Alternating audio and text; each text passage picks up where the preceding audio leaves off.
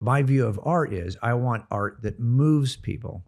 So it has to be technically, it could be realistic or it could be not. But the point is, it has to move you.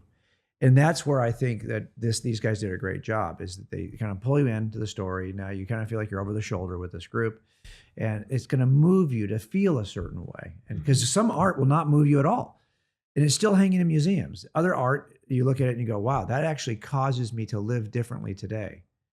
So what we're hoping is that this is the kind of thing, and comic books do that whether you like it or not. What's fascinating about Jimmy is that this is why fiction and comic books are still important in culture, because so many people are gleaning their moral foundation from works of fiction.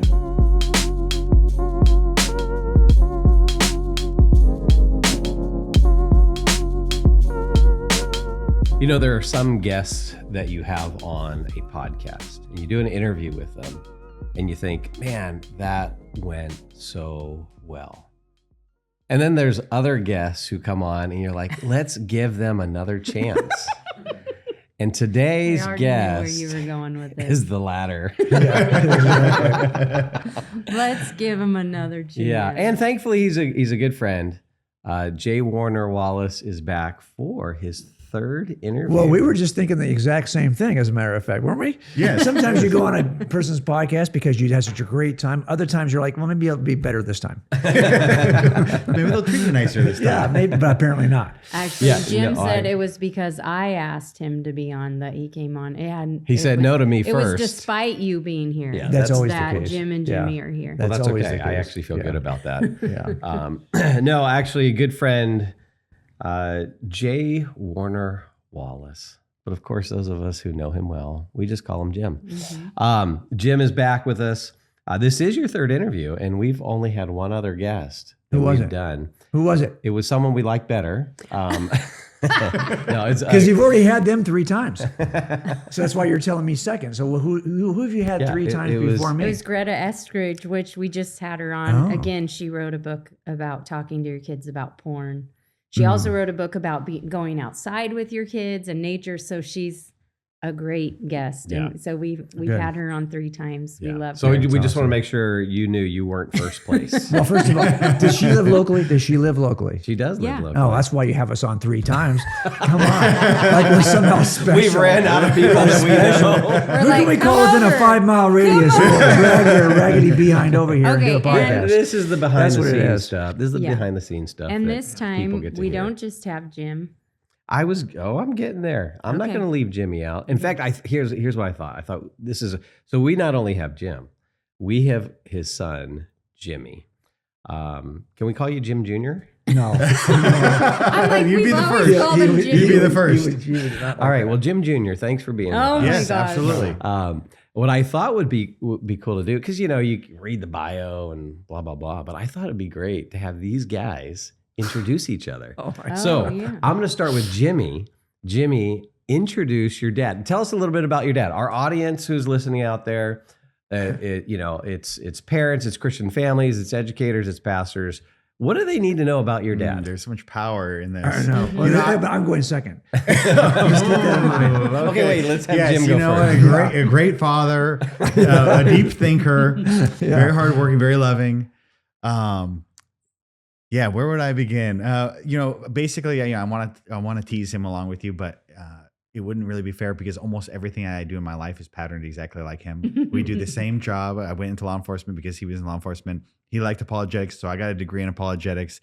He wrote books. I'm trying to write something here with him. So there's not a lot that I can say other than pretty much everything that good in my life I owe to him, like 90% to him, and maybe I can pretend I did 10%, probably less than that. But yeah, I guess he's sort of a role model as much as I begrudge to admit it.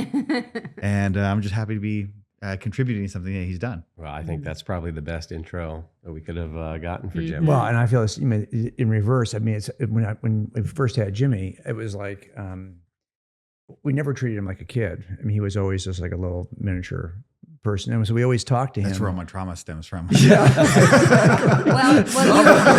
the firstborn. Yeah, the firstborn get that treatment. They do. You are the guinea pig. Your Yes. kids are just I think like, also well, too, let's try this. when you're firstborn, you look around the room and you're like, okay, there's two. I'm one of them.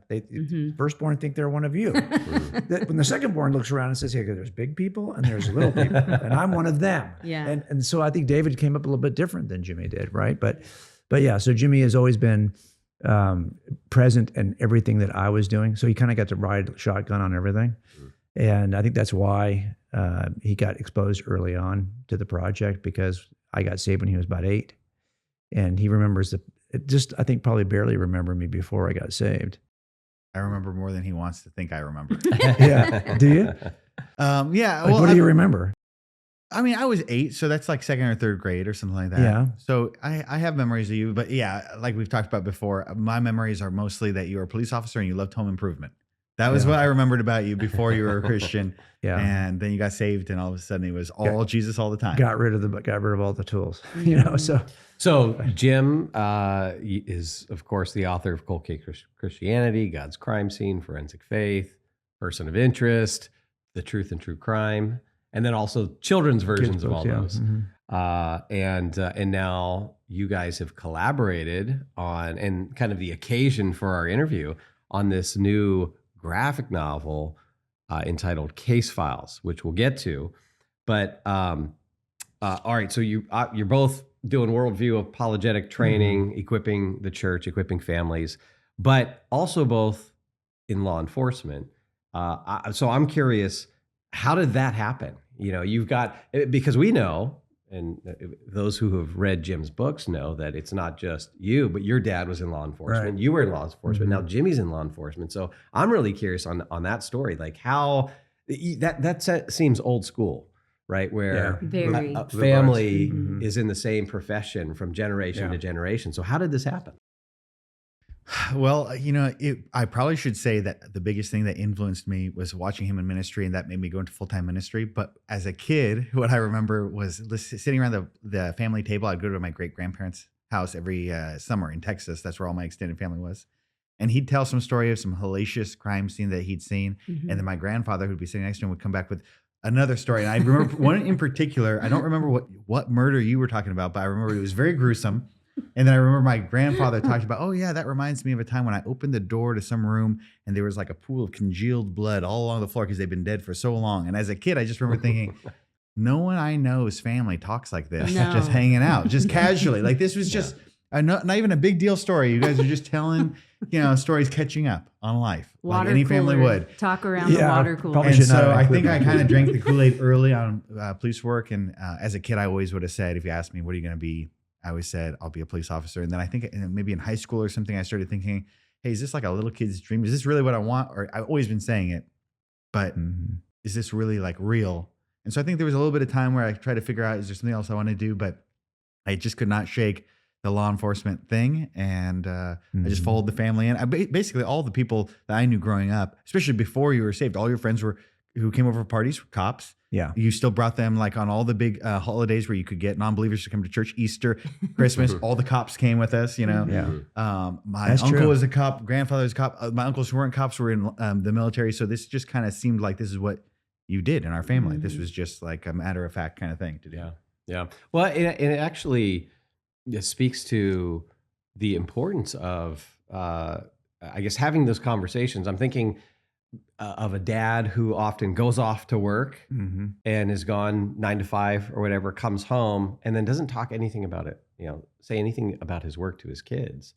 And this just sounds like it's part of your culture. It was woven in. And that is obviously one of the ways that we get our kids excited about the things that we're excited about or interested in things that we're interested in. And I mean, that just is, as you're saying that, I'm thinking, oh gosh, that's a little discipleship insight there. Yeah. Right. Talk about those things. You talked about law enforcement and then.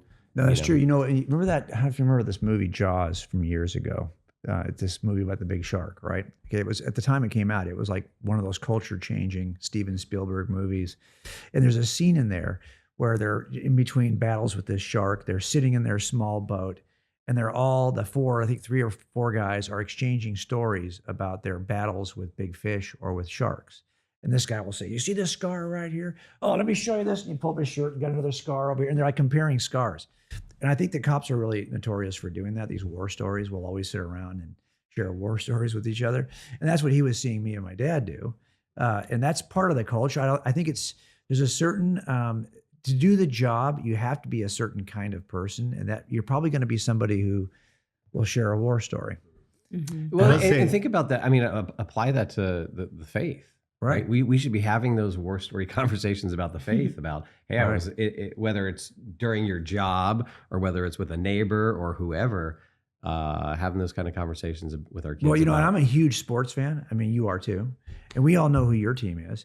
But I bet you if I asked Jimmy right now, who's the football team that I am the biggest fan of? I would have no idea. I would just say UCLA. That's it. Yeah. I would have no real idea. Because although it's important to me, I don't, that's just not the ethos of what we're going to talk about. All the way over here to your house, what are we talking about? Theology. Yeah. Okay. Yeah. Well, I would say that's a failure on your part as well. Yeah. I know. Yeah. I mean, if I ask my kids, hey, who do we cheer for? Yeah. Right. They would know. But see, for us, it's and like then they would offer a burnt offering to the yeah, exactly. Exactly. So here's my whole point is that I tell people all the time is that you ask, well, what can I do to get my kids interested in this? Well, you don't have to ask me that question about your favorite team. They're already interested in it. You're raising up fans, no problem. But raising up fellow believers, that's harder. Mm-hmm. I think that the idea, though, that the dinner conversation, actually, maybe this just tells you how much I care about food. The dinner conversation actually also is kind of my story for coming to faith. I don't know about coming to faith like initially, but my perspective of Christianity was also influenced by these dinner conversations with him because I was 8 or 9, however old I was when you became a Christian. He'd invite these new Christian friends over and they would just debate vigorously these questions about what's the nature of free will versus God's will or grace versus works or whatever theological issue. And so for me, the framework that I saw Christianity through was this idea of these really deep, difficult discussions, maybe discussions, but we can't even quite get the answer, but we're going to seek this answer about God. That became really foundational to how I viewed Christianity as well. So I think that's why I always took the same interest in apologetics that you did, because I just saw this. There's a lot of life in these conversations about God just around the dinner table with friends that you just invite over. Mm-hmm. Yeah, but he's got a sister, Annie, who just in the last year has really her faith has kind of lit up. And so now I can, every morning I text her or whatever I'm going through in Emma. So I've got 3 grandchildren and each kid's got a Bible, and I get in it every day and I journal in the Bible so that in the end, when they're 13, I can give them each a Bible that is complete with notes from me. Maybe they'll never read it. I don't know. But every morning I'm getting up and I'm journaling in Emma's Bible and I'm texting it to Annie. And because she's in this, like you were, like we were brand new Christians, we were on fire to figure this stuff out. Like that is that moment when you are ready to consume everything biblical. I mean, every kind of Bible thing you can think of, you're interested in consuming it. And so that's why we got struck when the iron was hot with him. Well, I love the picture around the kitchen table, and our families have been friends for a long time, so we do a lot of things that are Similar, the same. And of course, we probably learned them from you guys. Lots of debating around. No, you're older. We learned them from you. Oh, jeez. There we go. Lots of how long did it take him to get there? 10 minutes. He had to get to that. 10 minutes. That's amazing. Lots of debating around the kitchen table, but we also got for a number of years to do church with you guys, and it was the house church. It met at your house, and of course, Jimmy, you were, I think, in high school around that time. But I loved the nature of the culture in our house church, because that's, for me, I think it was the first time I had a glimpse of how probably the early church did it. Yeah. And that's something that we're getting to do now again. But this not removing the kids, but having us all together. And of course, Jimmy, you weren't a kid, you were a high schooler, but oftentimes in modern churches, we just split up. But in our church, it was just at your guys' house, we're all together. And so even our teaching was very, very much a dialogue, and young people or old people asking questions. And there was just a culture in our house church of no questions off limits. And everyone is still kind of seeking and searching, even though we were believers, but there were still things theologically we were trying to wrap our heads around or figure out. And we didn't remove our kids. Our kids were even younger. Like Ella, who's now 17, was just a toddler back then. But it was just a part of the culture. I know of your family. It's a part of the culture of our family, but also it was in the culture of our church. Well, you which remember, I think loved. we were doing church when Ella was born, because I remember I took a picture. I was struck by how much she looked like Brett as a baby. So remember, I took a picture of Ella's blessed face, child. and I photoshopped it Yes. onto Brett's head, and then Brett's face and photoshopped it onto Yes, Ella's body. I remember that. And we put that in front of the group, And we so- couldn't tell the We difference. couldn't tell the difference. Anyway, but We I had thought, a great time. but you remember that was a church where we had some folks there who were older, who were in their like 60s, like my age now, and they had come out of the traditional church where you have affinity groups, where you're sending Yes. your kids to their group, and they're not going to be in the big church with you. Yes. And I remember at some point he says, "This has got to," and he was talking about you guys and Tim's kids and kids who were like on the floor. Like we'd be talking about something and the kids are on the floor at your feet playing with Duplos. That's just the nature of this kind of church. Yeah. And I remember it was too distracting for me. He said, "This has got to end. You've got to get them out of the room."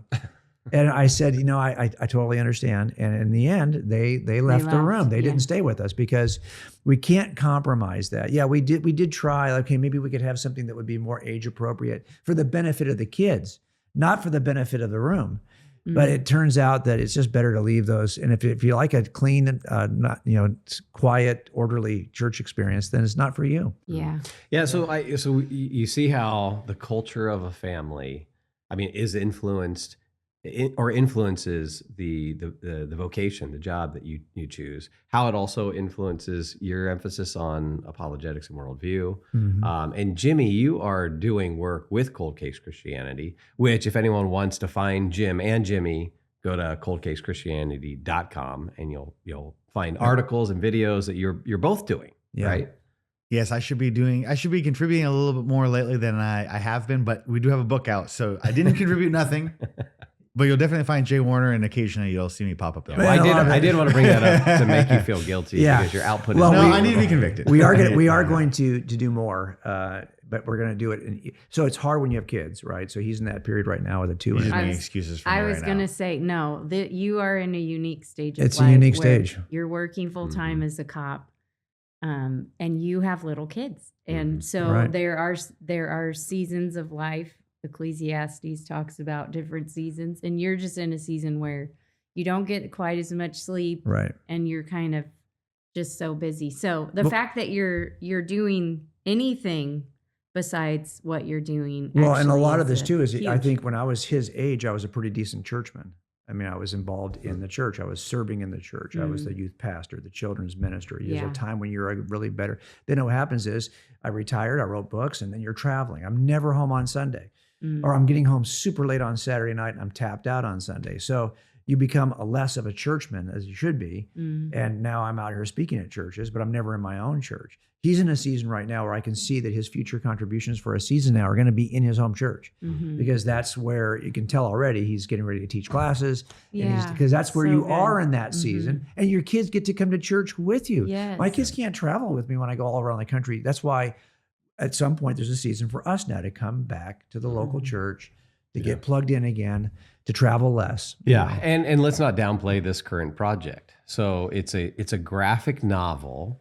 It's entitled Case Files. This is volume 1, and I guess the subtitle Murder and Meaning. Yeah. Yeah, and so this is really unique. Okay, so first thing I want to know is what was the origin of this project? Because this is, you might look at the work that you've done, Jim, and the books that you've written, the kind of the place where you're at in life, Jimmy, and just Cold Case Christianity, a very apologetics, worldview focused ministry, and now you got a graphic novel. So tell us the origin of this particular project. Well, I think that it started off, we were talking about doing something together. I was going through a program. I'm about to graduate. We're talking about, hey, what's the next project we can do something together specifically? And I guess God's timing was very fortuitous because we'd heard that David C. Cook, who's the publisher, this is published through their imprint Crux Studios. They had just purchased a comic book company. They did the Action Bible, which was very successful for them. Yeah. And they continue to publish that. And they had this idea, hey, let's see if we can create original content. And they purchased this small comics company. We'd heard about it. We knew they were just in the very early stages. So we figured, hey, this is the timing is hot. We can get into this. Actually, I guess I should go back and say that I've been a lifelong comic book nerd. And I think there was always it would have always been a dream to do something in comics, but I just don't think I ever thought that was very realistic. So it wasn't something I was actively pursuing, but something I always would have dreamed about doing. And I still read comics, including crime comics to this day. So for me, this was, I guess, a vanity project. My three loves, comics, law enforcement, and apologetics, could kind of, we could do something that touched that in some way. So maybe no one will like it but me, but I loved doing the project. And it gave us opportunity to work together. And so that was the start of it. I don't know. So, okay, who brought the idea up to who? Well, our agent, I have an agent, Oh, the agent. who called me and said, hey, did you see this press release from David C. Cook? Because he knew I had the first 7 books were with Cook. And I said, no, I haven't seen it. And he said, well, look, they just purchased a comic. Isn't that interesting? They're trying to get in this space. I don't think he thought anything of it. He just wanted me to know that my old publisher was now in this space. And I thought, ooh, I know Jimmy. We need to move on this. Let's contact Cook and see if they would be interested in a graphic novel that would teach some apologetic worldview issue kind of tangentially to a crime story.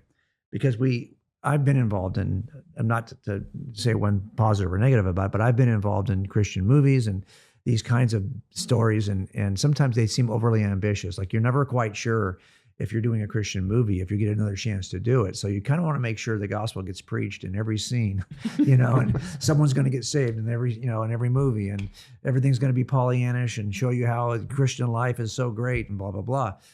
Everyone's a winner. And I thought, well, that's not really how life is for us in law enforcement. We don't have very many Christians in our industry to begin with. And it's often quite ugly. And you like with my dad, you feel like you talked to him about Jesus for 30 years and he's unflinching. So like, how do we show that if Christianity is true, it ought to make sense of every facet of our world, including the grisly, ugly, dirty side of things. Mm-hmm. Like, how do we deal with the problem of evil? So we wanted to do something that would be entertaining first. It would not be preachy. You'll be halfway through this book before you even realize it's a Christian book. The main characters are not Christians. Mm-hmm. We want a Christian voice in there, but if you're a cop and you're a Christian in your agency, you're probably treated like a cop who's in your agency, who's a Christian. You get sidelined and marginalized. Mm. So this guy is kind of sidelined and marginalized by the characters, because that's how it really is. So in the end, we just wanted to be able to talk about something that was that law enforcement highlights. And I think one of the things that law enforcement does highlight is this idea of how do you ground value? Like, what makes one victim more interesting to culture than another? Because you see it all the time. I mean, as we're sitting here in this city, probably this week, someone's going to die. And we're in a pretty safe city. And it's not going to make the press unless that person happens to be a celebrity. Yeah. Mm-hmm. Wasn't it last time you were here, you told Erin, hey, there's someone that murdered somebody right in your neighborhood here. Erin didn't recover from that for a couple of months. Yes. Yeah, you don't even want to know. You don't even want to know what's going on. Because every time we move to a different house, Jim comes over. He stakes out the neighborhood. He tells me if it's good or bad. He tells me what in windows to never leave open. Yeah. And then he did tell me, oh, there's a guy. No, this is what Jim does. He tells me, oh, there is a guy that murdered someone that lives in your neighborhood. But this is what he says. He goes, but it's fine. He just killed his wife, so you don't need to worry about it. And I'm like, just don't marry the guy. Just don't marry the guy. I know, and that's what you say to me. You're like, just don't marry him, and you're fine. I'm like, oh my gosh, Jim. But this is what. But the reality of it is that when we got this chance to do this, and Mark Sweeney, our agent, called us and said, hey, this is up there if you want to, what do you think of it? I thought, wow, this is an opportunity to do something that Jimmy really was passionate about. And I also knew the impact that fiction had on Jimmy as a kid. Mm-hmm. Okay, so I want to jump in here. I'm curious. What do you take to be the best comic books out there? Like, what are your favorites and why? I'm glad that you said books and not book, because then you make me choose between all my children. It's too hard to pick just one.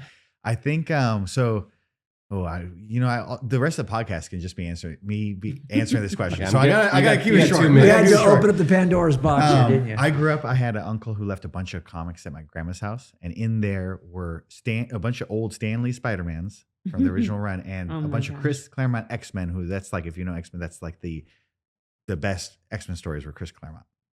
And so he always hates when I say this, or maybe he likes it now. I don't know. I think he didn't like it when I first said it, but for me, growing up, they had a really big impact on me. And I'm not saying that they had an impact over and against my Christian faith, but for me, they were very influential because they taught these really strong moral values. Spider-Man was this guy who was always down in his luck, and anytime anything went kind of right for him, like he finally got the job, he was going to miss his first day at work because he had to fight crime. or something like that. He was going to make this moral decision, and he tried to quit being a superhero so he could personally benefit. But then the moral, dilemma, he'd have to go back and be Spider-Man again. And the X-Men are the same way. There's just a million different stories there. And so for me, that taught, I just saw it kind of like when I look back on my life, I see the impact that fiction had on my moral development. That I started to realize, there's something about personal self-sacrifice that is really tied into goodness and beauty. And that if I want to be a good person, I need to be self-sacrificial. And it's not that the scripture doesn't teach that, but and I can think of the Bible stories that also maybe taught me the same ideas. But Spider-Man was very influential in my life, and it taught me something good. And so I think that's something that I'm thankful for fiction, and I still look back. So if you ask me my favorite, I'm probably going to point to Spider-Man for that reason. Now over the years, comics, they'll say that comics grew up, meaning there's more and more objectionable content in comics. So if you ask me what I enjoy today, I have comics that I enjoy. I don't know if I can necessarily endorse them on a Christian podcast. Well, okay, give us something. I'm just thinking of a mom or dad who's listening. Maybe their kids do like comics. They're not real familiar with the world of modern comics. Is there anything that you could endorse and say, hey, if you've got a middle schooler or high schooler, they should read this? Well, I can say one thing for sure. I asked him this question before too. And so what we have as part of the bonus package with this book is I asked him to assemble like a little booklet of like his Christian comic book endorsements. So we do have a PDF file that we send out with this book. But Don't give that away. Don't just spoil it. You gotta pay. You gotta buy the book to get the info. That's right.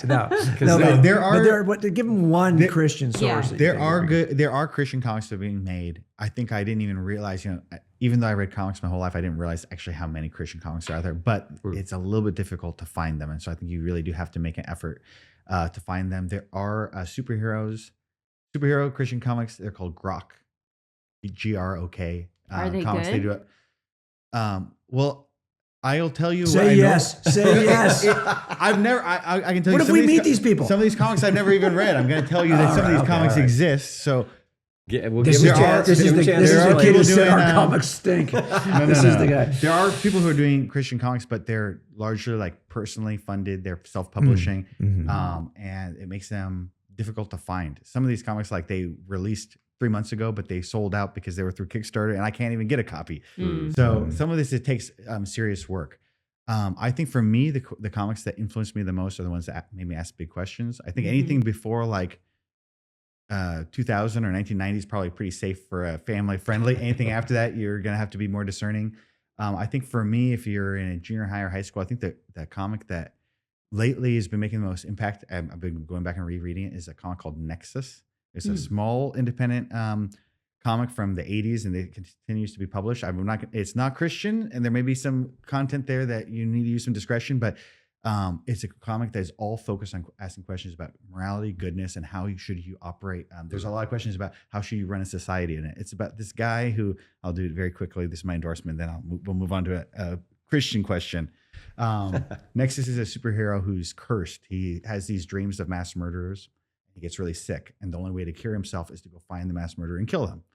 So he doesn't want to kill. He just wants to live a life of peace and solitude. He would be like a hermit if he could, but for self-preservation, he will die if he doesn't go kill these mass murderers. And he's doing something good. He's taking these torturers and killers off the table, but he doesn't want to do it. So there's all these questions about, is he really a good guy?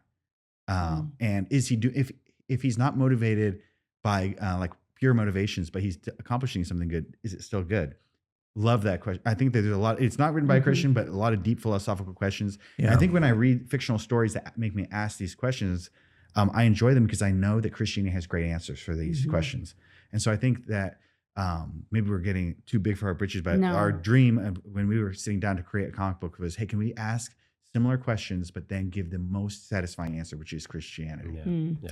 Well, this is where I think, in the art world, which I would put comics, and, sometimes people say art and they just think painting or something, but when you think about the world of art, and that's pictures and music and literature and all these things, I think, sometimes having the category of Christian art isn't a great category to have, because you're describing that comic and yeah, maybe some of us would say, oh, well, it doesn't have a Christian message, so we shouldn't let our kids read it. And what we deprive our kids of is really good things that ask important truth questions that can draw our kids to think more deeply about something that you can't do by just posing the question to your kid or having your kids sit through a sermon maybe on Sunday morning. Mm-hmm. I mean, what you guys are attempting to do here, and I think doing it well, and I think that's part of your pursuit is to do this well. And that's a Christian pursuit, to present truth and to do it in a way that is good and beautiful. And so I want to give parents resources that push the boundaries a little bit. And can we only watch Christian movies? Can we only listen to Christian music? Well, I hope not, because some Christian music is really terrible. And I wouldn't actually want my kids to listen to it and think, this reflects the church. Can you name a few artists who you think are terrible? Yeah. But we all know that there are songs that make us think more deeply about things. There are, like you said, Jimmy, like the comic books that you're reading, your parents weren't like, oh, good, he's reading Spider-Man. He's probably reflecting on some great moral things. But you actually were. And that's what good art does, right? It points us to something beyond ourselves. It turns us away from ourselves, actually, and makes us think about more transcendent things. Yeah. And so go ahead. Well, I was going to jump in, and I don't know if you got a question coming, because you're prompting a question from me. Okay. Did you have No, a question? go ahead. Okay.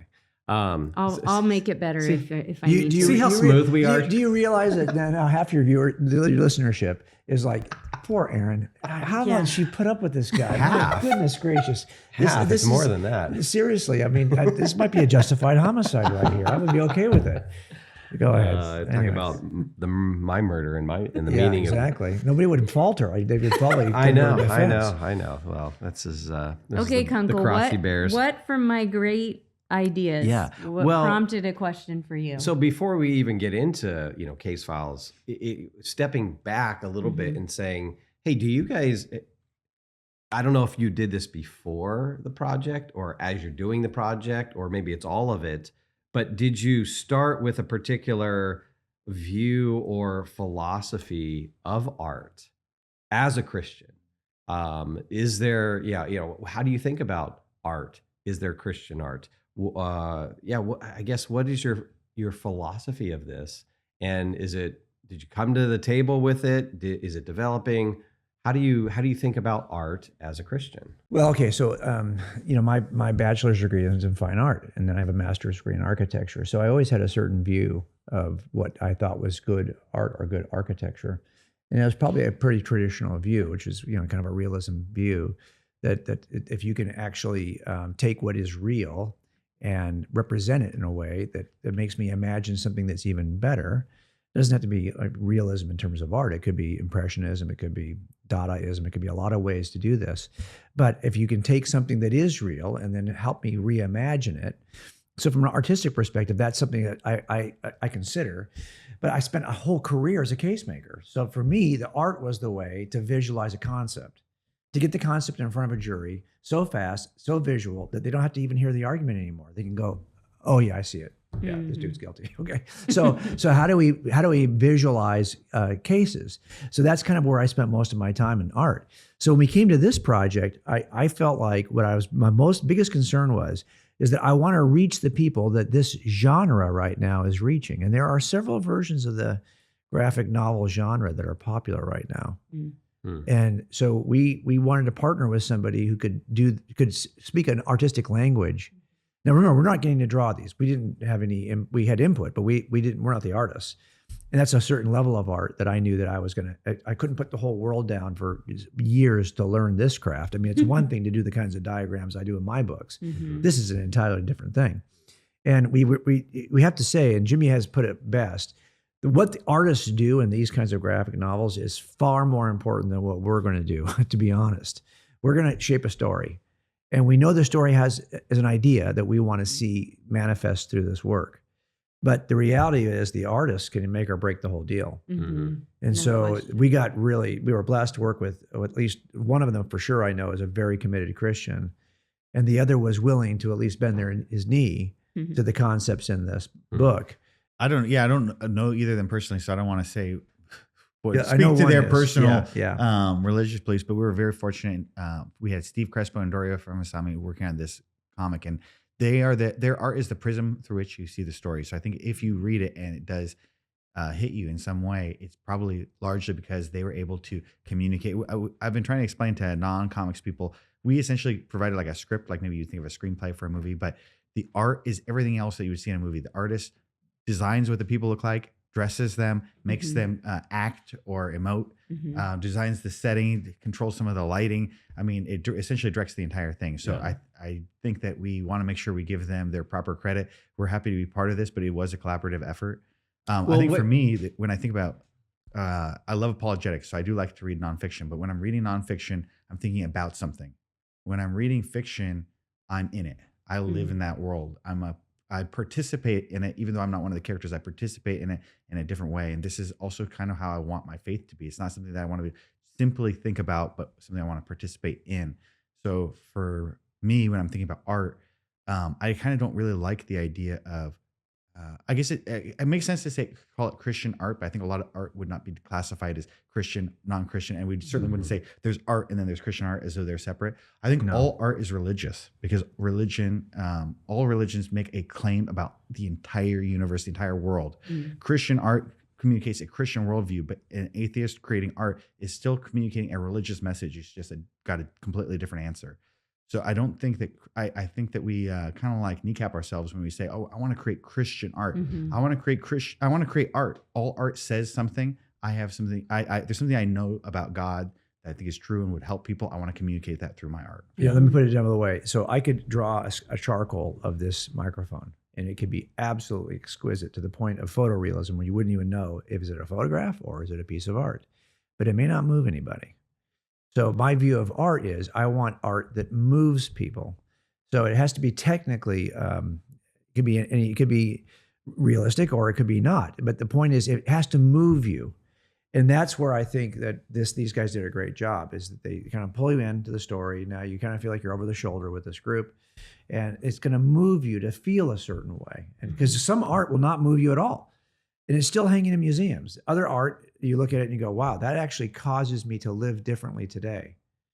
So what we're hoping is that this is the kind of thing, and comic books do that whether you like it or not. What's fascinating about Jimmy is that this is why fiction and comic books are still important in culture, because so many people are gleaning their moral foundation from works of fiction. And by the way, if the other side owns all, when I say the other side, I mean secularism basically has a monopoly on all of the art, then we're going to basically make a case on one side, but they're going to move people. God has blessed my wife, Erin, and I with 5 beautiful kids. 4 of those 5 kids have attended a Summit Ministries summer student conference. And number 5 will attend one in the future once he's old enough. Now, why would we send every single one of our kids to Summit Ministries student conferences? Because we have seen for ourselves the impact it's had on our kids. These 2-week summer conferences are so effective in equipping our students with a biblical worldview. And so I want to encourage you to do the same. Make an investment in your kids' biblical worldview training by sending them to Summit Ministries, either in Georgia or Colorado. You can get a $300 discount by using the code MAVEN25 and going to summit.org/Maven to get your kids signed up today. Well, what you guys are talking about is really, I think, content and form, right? And we need to bring these two things together as Christians who are, or collaborate, is kind of what you're saying. Yeah. And I think sometimes the reason why quote unquote Christian art or art that Christians have done comes across as cheesy, goofy, wooden, or it's like propaganda. It feels like propaganda type stuff, is because we don't focus on both aspects of Right. that. And so we've maybe overemphasized the content at the expense of the form, the art itself. And so then you get a Christian movie that you just feel like, well, you have to get the gospel into the Christian movie right. to make it a good piece of art, because there's this overemphasis on the content. But when you look at art through the ages, good art brings together both of those things. And when we think about the content, we can think about the true, the good, the beautiful, or the true and the good, and then the form is the beautiful. And we want to wrap all that together. Yeah. And that is an effective way to Well, communicate and truth. we have had people who have said so far in this book, some people love it because they know as a Christian that it's getting the message in there kind of sideways. Other people will say, that's not Christian enough. Like, it brings me to the door, but it doesn't walk me through the door. It's not doing the thing that they typically see Christian art do. Well, on the back cover, we have a QR code that will, if you want to investigate the claims of Christianity, we're going to give you a doorway to that. But that's not what this book is. This book is really to address this larger issue and show you why a Christian worldview makes the most sense of it. But here's what I've noticed. When you write a book is about an idea. And so you express the idea to people, and when we come on an interview, I say, here's the idea of my book. And if people are interested in that idea, they'll go out and they'll buy the book. That's not just what this is. It's content, but it's form also. So what I see happening is, if I give you a copy of The Truth and True Crime, you're going to go, oh, thanks. But when I give people a copy of this book, I watch how they receive it. They go, ooh, what's the ooh about? Like, or they'll look at, oh. Yeah. And I can see them like feeling the book, like feeling the cover and opening it up and like feeling the weight of it. And what are they doing? I've never seen anyone treat a book this way. And as I was watching this at a conference with Jimmy a couple of weeks ago, people it's not just a book, it's like a collectible to them. But one that you should read. Yeah, well, but like, for example, it's drawing them in. Yes, but like, ideas in your books on these shelves. I'll bet you if I open these books on these shelves, I'm going to see they're pretty well worn. Look at the way you stack them over there. I'm looking at how you stack. Why? Because we see books as kind of a carrier of information. My goal is to get the information out. Oh, let me bookmark that page. I'll underline that. I'm coming back to that later. And you put it back on the shelf. Whereas these are not people with comic books. They like, don't like, I was talking to Sean about this, right? Our friend Sean McDowell. He's a comic book reader. He's like, when I was a kid, you don't let people open your comic books and like just read them. Like, be careful with that. And then you put them in plastic, and you put them with cardboard backings, and you alphabetize them, and you put them in a collection. Yeah. It's like it's a piece of art, but it also has content. That's the difference between fiction and nonfiction, because the fiction books, there's especially the good fiction they're done with beautiful covers. That's right. And the illustrators, if there's an illustrator, the illustrator was the most important person you picked, for your book. Like the Man Who Invented Christmas shows that story of Charles Dickens picking for the Christmas Carol. He wanted this really good illustrator. He wanted a certain amount of illustrations, and it had to be done a certain way. So true. Because the cover, it had to be a certain way. It had to be a certain color. It had to have a feel to it, because he knew this is what's going to draw. The beauty of it's going to draw people in. And for you guys, I'm just thinking about a young person's going to pick it up and flip through it. And a kid like Jimmy was, you'll flip through it and you'll discard it if it's like, this is lame. Like, you're going to make a judgment right away. And I think what you're describing is people are making a judgment like, oh, this actually looks good. Are you sure this is Christian? Because it looks like this is done really well. And Jesus isn't hanging on the cross on any of these comics. No. So are you sure that this is Christian? But it's like, no, yes, it is. But this is where I think in the church, we haven't had good thinking about. Okay, let me put it this way. Art and so and I how always we do saw it. nonfiction and fiction as like music. Like, people who can do nonfiction are like really good cover bands. But people who do fiction are singer-songwriters. And I've been in bands where we could do that. We can cover that at a worship service, but we could never write it. Writing it is like a whole nother level of difficulty. And so So people who what can category? write. So C.S. Lewis. That's why No, I think so, he's yes. incredibly Well, but this way, unique because he could do both. Yes. Have you ever seen a cover band though who can take a version? Like I'm looking at Wilson Jr., Stephen Wilson Jr., the singer who does a version of, look him up, Stephen Wilson Jr. He's an independent songwriter. He was a biochemist. His dad was a boxer. He boxed a little bit too. He does a cover of Stand By Me. No, not Stand By Me. He does a great cover of an old song, and when he does it, it's like a new song. So he's covering, but he's also tweaking it in a way you're going, oh my gosh, look what he's doing with this. And you watch it and you're just going, that's what C.S. Lewis does. Lewis is writing nonfiction, but he's artistic enough to throw it in a way that we're all going, wow, why couldn't I say it like that? Why couldn't I cover it that way? Why couldn't I have thought of that version of that song? So I think that, yes, you can be creative, but he didn't write the song. Lewis isn't writing this from scratch. He's taking ancient ideas and reformatting them in a way, recommunicating them in a way that feels utterly new or utterly like C.S. Lewis now. Yeah, and I think, so I'm just thinking about this conversation. I wanted to particularly ask this question about our view of art, because I know there are implications for the discipleship of our kids, because we have a lot of kids out there who are creatives. And if you talk to adult creatives within the church, you always hear this kind of idea like, I never felt at home in the church. I didn't feel like I had my place. And we have got to figure that problem out, because we need the creatives in the church, kids who we see aptitude in certain areas of art at young ages. We need to help give them a vision for a vocation in that.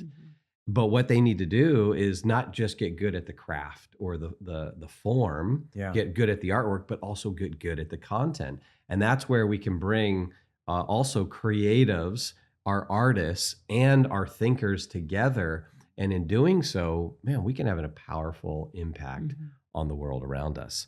And okay, can I ask, this is just kind of a selfish question that I want to ask these guys, since we're talking about art. And they're cops. I'm curious in terms of the artistic form of movies. And from your perspective as a cop, what are the best cop movies? What are your favorite cop movies? Go first? Yeah, you go first. There's only one movie that comes to mind where I can really, I would say I really love it, which is End of Watch. Yeah. Also not maybe a movie that, I don't know, I think it's rated R. It is rated R. I use your viewer discretion. 2 months ago. And I think what it is that it's not that it's realistic. No. But it feels real. Yeah. And so it's the things that they do on each call, or the investigations they get involved in, usually a little over the top. Their reactions to certain things can sometimes be a little over the top.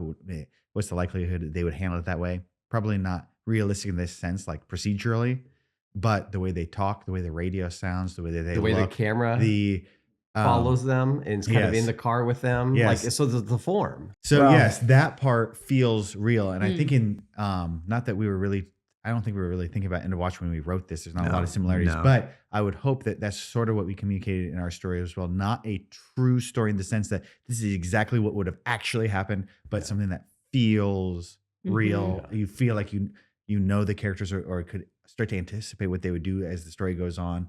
And well, the good thing is too is the authors of End of Watch, the screenwriters of End of Watch, they went on ride-alongs with LAPD and LA County sheriffs. And so they were in the car a lot and they heard those conversations. And so that's what they do best. The conversations and the character development in that movie is we watched that movie together and we're going, I think I was a brand new cop, or maybe it was in the academy. And we were so I know that guy. That's so and so.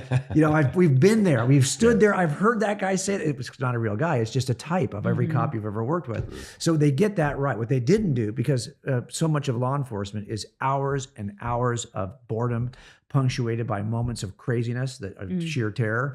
But most of the time, I'm sure in their ride-alongs, they didn't experience any of the sheer terror. So what they get wrong is all the action. The action to me is ridiculous. I'm looking at it and going, that's no career even looks like this. But what they got right were the hours and hours of conversation that occur while you're going from call to call, these mundane calls. And then, of course, in your career, I think FBI, I was telling you about this, the FBI last 2 weeks ago, they released a report that said the average cop experiences 173 critical incidents in his career. The average person experiences 2 or 3 in their lifetime. So Whoa. you have to experience all of those, right? But even if you're on a ride along, the chances of you experiencing one of those tonight is pretty rare. Hmm. You're probably going to experience a lot of conversation, and that's what they captured. Every cop who watches End of Watch knows that the people are real, even though the reactions to crime is ridiculous. But the people are real. All right, I had to get that question. I feel like all cops love Training Day, and I think it's the same guy who did End of Watch. But to me, that's gone too far into. It's just a little bit too absurd. Where End of Watch With Denzel toes the line a little bit better. And what we tried to do here is we tried to say, look, we know how the investigations work. Yeah. So, and they're good enough. It's fun enough just to depict the investigation in a realistic way. So, so we can do that. We can put that part back in. I mean, this is what happens if you are around law enforcement as long as Jimmy has his whole life. He's listened to it 2 generations talk about it, and now he's doing it. So you kind of have a sense like he knows how he would work this investigation. And so gives you an advantage. Well, I think that leads well to the book Case Files, because I think you guys do a good job of character development. One of you said character development because I'm thinking about just the 2 main people, which maybe, I would say is Murph, the cop, or the detective, and then the serial killer guy. And they're both pretty complex because the serial killer, like at times when Murph was a jerk to him and shot his fingers. Well, I don't want to give too much away, but anyway. And then at the very end. Okay. But you're sympathetic to him. Right. And you're seeing him as a real person. And then Murph, you want him to catch the guy and do good, but you're also like, you get mad at him too. Right. And so it's not just this like cookie cutter simple story, but I think so without giving it away, the comic is about a serial killer, which again, so for parents listening, I mean, I was thinking, what age would I recommend I want to hear it? what you think of that. Well, we've I gotten was going several to different ask, things. because you 3 are men, and my age might, what? I was going to say, let's be honest, you were reading it to the granddaughters last night. I was not. Who are 7, 6, Oh, and my 2. word. No, you should not do like that, probably. little girls would not be drawn to this story, but I would let You realize, of course, that the major audience for true crime is women.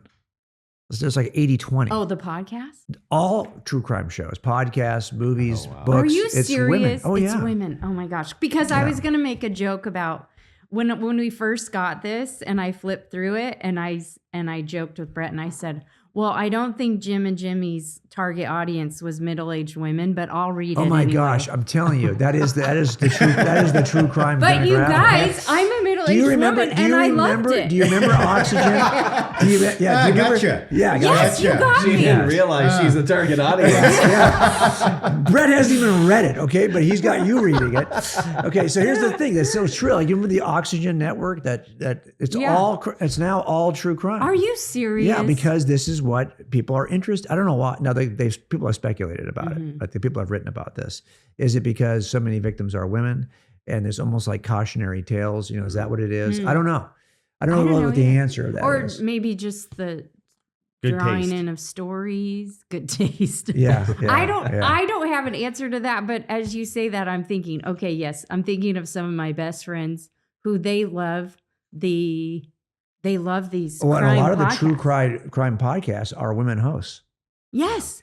Well, it's true. I mean, so one story recently, my friend says to me, oh, did you know that Nicole Kidman, da-da-da-da-da? And I said, oh, is that the murder you're listening to right now? The O.J. Simpson one? And she's like, yes. But these are our conversations because right. It's weird. And she'll say things she's learning from them. So Did you say Nicole Kidman?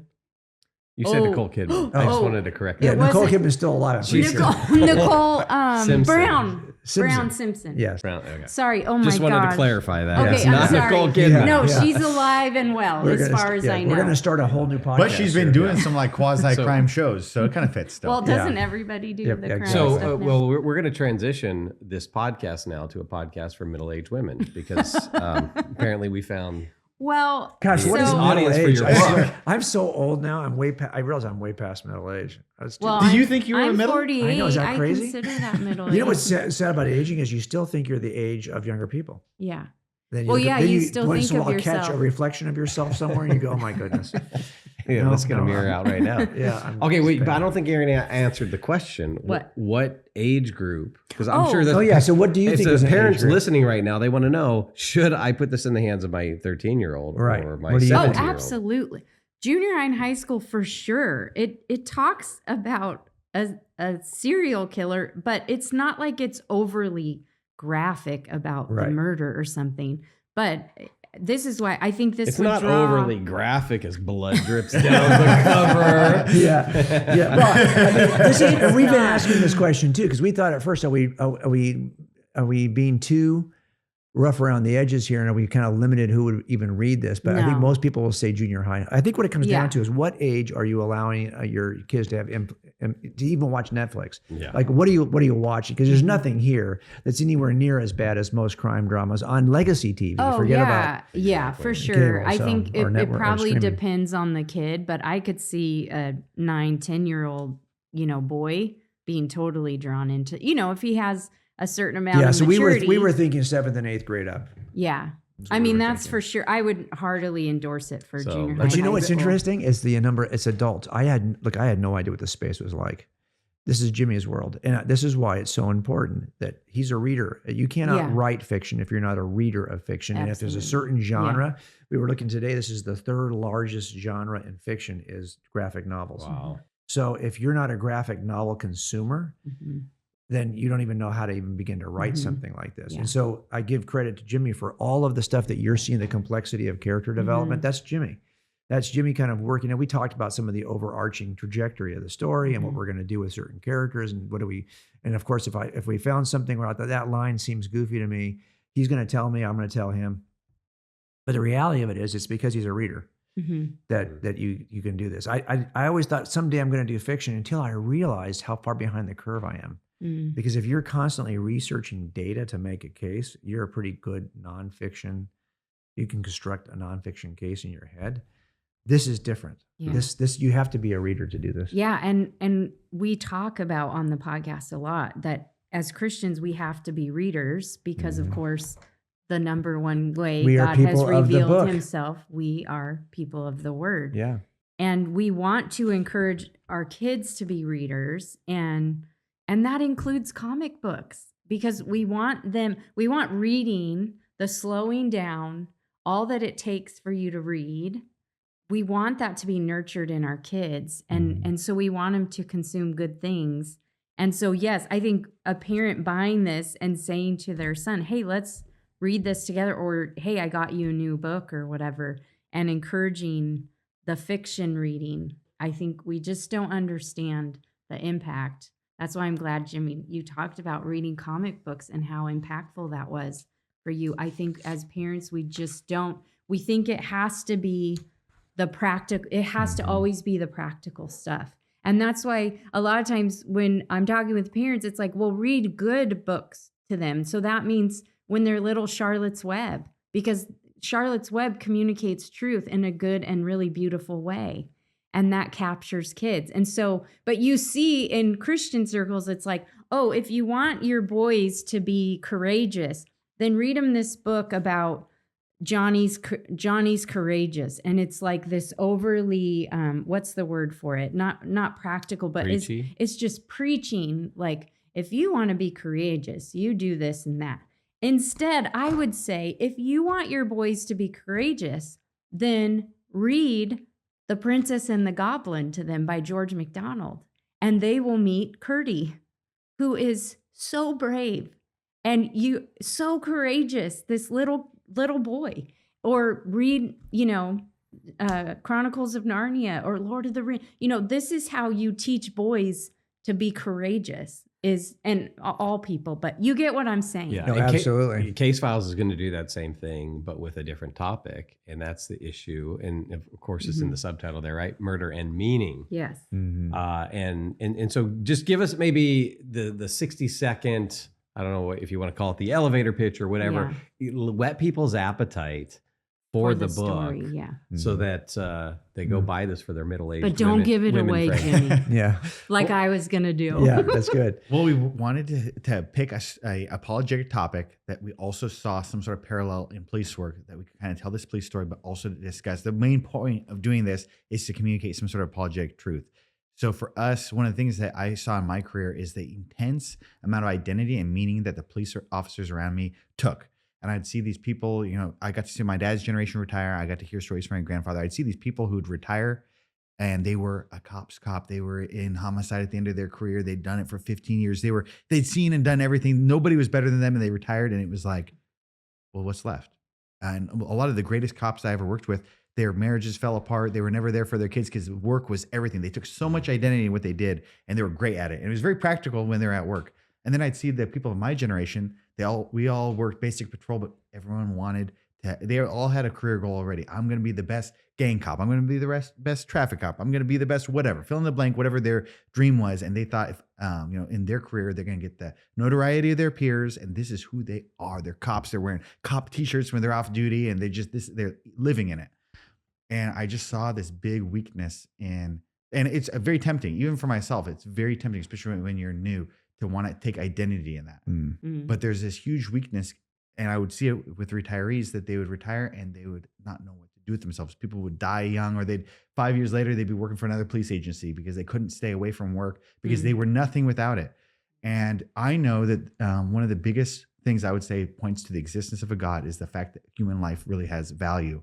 But we need to be able to ground that. And most of the cops around me were not religious and could not ground. They could tell you, I'm always justified to save someone's life. I can kick down your door and invade your privacy if I can save your life.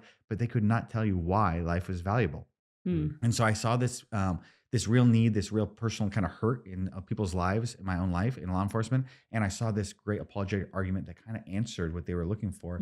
I thought we talked about a bunch of different topics when we were going into the first volume, but I just thought this one really stood out, I think, to both of us as a perfect parallel, an apologetic argument that went with real world problems we were seeing in law enforcement. What we want to do is then create this narrative that sucks you in and draws you too quickly. So we've got a serial killer who is just systematically killing people on a timeline. So he's about to hit again. And he's just, at first you don't realize what he's doing, is he's slowly increasing the value, the cultural value of the target. So, and we're in Los Angeles County. I've had so many people write to me now because we happened to set the first murder in San Pedro, which is like, I grew up in San Pedro, so it's not a big deal to me. But if you're like no LA County, this is a very niche-y part of the county, a niche-y part of the city. And people who grow up there, they are very, very attached to it. They're like, That's thanks their a hometown. lot. That's their hometown. And they're like, I'm so glad you mentioned Pedro. This is one of the sites of the killings. We set these killings, and at first they don't even realize how important this series is going to be. And then at some point it causes them, and you'll see that Jimmy's done a good job of making sure that they're having their own internal battles with identity and what's valuable, why am I valuable? Meanwhile, this killer is trying to make a point about human value by increasing his targets. So we try to put a couple of little interesting twists in it so that it'll be fun to read. But the point is that if it doesn't work as a story, it won't work as a parable. It has to be a good. We hope we've done something good in terms of storytelling. Yeah. Otherwise, no one's going to care to draw anything out of it. Yeah. So that's the first goal: is can we tell a compelling cop story? And we've had to learn something about, and we have studied a little bit about the arc of narrative and what are we trying to do with main characters, and what are the stages of a story? And but a lot of it for us is just going to have to come organically. We know what it's like to work one of these investigations, and it's not always like fiction. A lot of times, and this is what you see when you work with Dateline, is they're trying to get you to tell the story in a certain way because they are trying to story tell. I'm like, it didn't happen that way, though. Yeah. And I'll tell you what, to be honest with you, if we just say it the way it happened, it'll still be entertaining to your audience. Because these are crazy, wild rides that you're on as an investigator, full of hopes and crashes and burns, because you think, this is going to, no, it didn't work.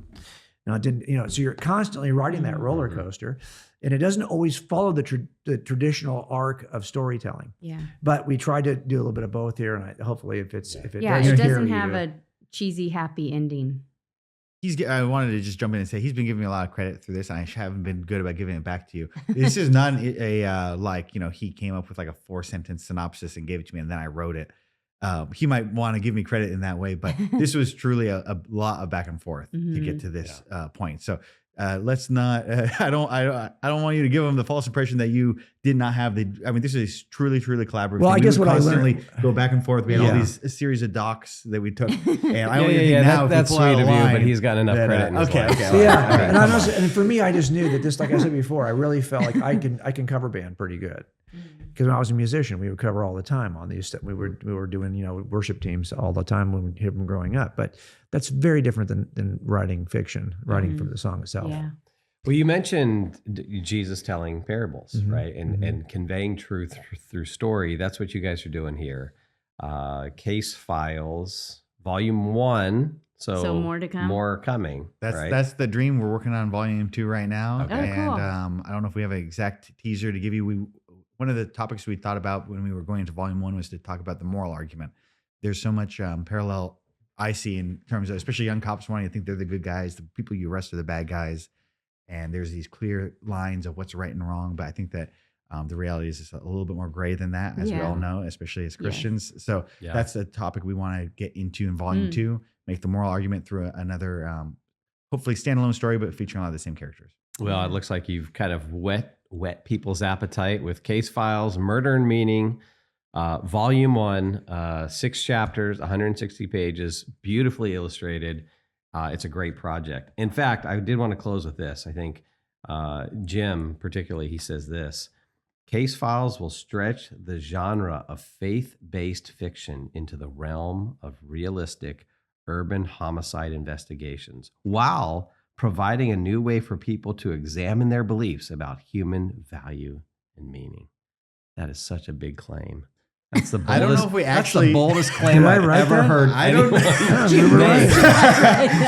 Yeah. Does it say from J. Warner Wallace, or is that some sort of Does it marketing say- material? I Give me a just secret thought, look at this. This If is- I quote Jim on that, we're gonna sell more. It says books. it's from me because I said that. I'm good. I had no idea I I was that am good. so good. I think we would Damn. love to have accomplished that. Whether we accomplish it or not, we will leave it up to the reader. But we, Yeah. you know, That's we have the- high aspirations. that's Whether a we very can hit it or not. diplomatic This is way. the lofty goal, whether we reached it or not. Well, I had to end this interview by giving my buddy a hard time. Yeah, that's Yes, you do but love to do that. hey, we're praying that you stretch the genre of faith. Yeah, we could have stretched it in the wrong direction. I didn't say which direction we stretched it. We could have ruined the genre. So, All right, seen so another one. No. go if you want to find more information about the work Jim and Jimmy are doing. Go to coldcasechristianity.com. Get the graphic novel at the back, the very back cover. On the inside, there's a QR code with all kinds of more additional resources. And hey, we're thankful that you guys did this, and hopefully, kind of continues to help lead the way for Christians to take our truth and goodness and put it in beautiful forms. So Yeah. thanks, guys. thanks for having us. Yeah, thank you. Maven exists to help the next generation know truth, pursue goodness, and create beauty for the cause of Christ. Through your generous financial partnership with Maven, you are having an impact on the lives of students and families across the country. To become a monthly partner, visit maventruth.com and click on the donate button.